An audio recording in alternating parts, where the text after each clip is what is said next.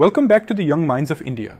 आज हम बात करेंगे एशिया के सबसे बड़े जियोपॉलिटिकल अपडेट के बारे में। इंडिया चीन बॉर्डर डिस्प्यूट जो लंबे समय से चलता आ रहा है और 2020 के बाद से ये इशू बहुत ही चर्चा में रहा था। गलवान वैली इंसिडेंट्स आपको याद ही होगा।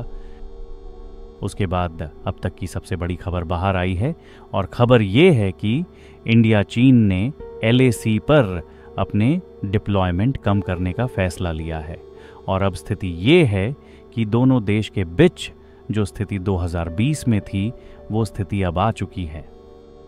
और हर जगह आपको ये हेडलाइंस मिलेगी कि doctor S Jaishankar confirms breakthrough in India China border dispute will be able to go back to 2020।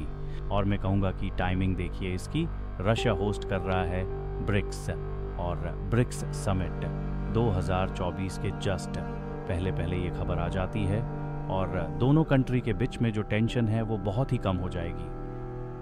और यहाँ पे मैं कहूँगा कि जो भी डेवलपमेंट हुई है इसमें रशिया का बहुत ही क्रिटिकल रोल रहा है दोनों कंट्रीज़ को एक साथ लाने में। हालांकि दोनों ये बात ओपनली नहीं बोलेंगे मगर हम सबको पता है कि Russia has played a major role in this.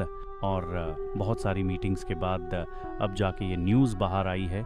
यहाँ पर आप ये वीडियो में देखेंगे कि ये है विक्रम मिश्रा साहब जो हमारे फॉरेन सेक्रेटरी है, जो यहाँ बता रहे हैं कि दोनों देश मिलकर ये कंक्लूजन पर आए हैं कि चलिए हम 2020 पेट्रोलिंग सिचुएशन पर आते हैं और ये भारत के लिए बड़ी डिप्लोमेटिक जीत है।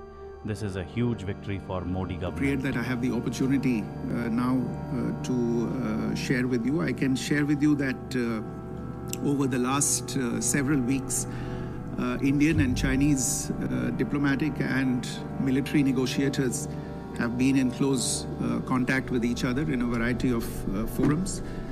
And as a result of these discussions, agreement has been arrived at on patrolling arrangements along the line of actual control in the India-China border areas, leading to disengagement and a resolution of the issues that had arisen in these areas in 2020.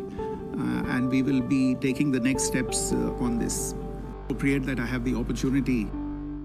So thanks for watching Young Minds of India and see you again in next video.